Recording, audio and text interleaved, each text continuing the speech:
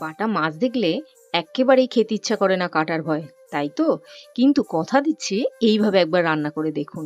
সত্যি বলছি, ভীষণ ভালো লাগবে। একটা প্যানের মধ্যে কালো জিরে, কাঁচা লঙ্কা, রসুন, ধনেপাতা, টমেটো দিয়ে তেল ছাড়া উল্টে পাল্টে নিন। যখনই একটু পুড়ে পুড়ে উঠবে, ব্যাস মিক্সিং জারের মধ্যে ওগুলো দিয়ে একটা পেস্ট বানিয়ে নিন। এইবার নুন হলুদ মাখানো বাটা মাছ একেবারে লাল করে ভেজে তুলে নিন।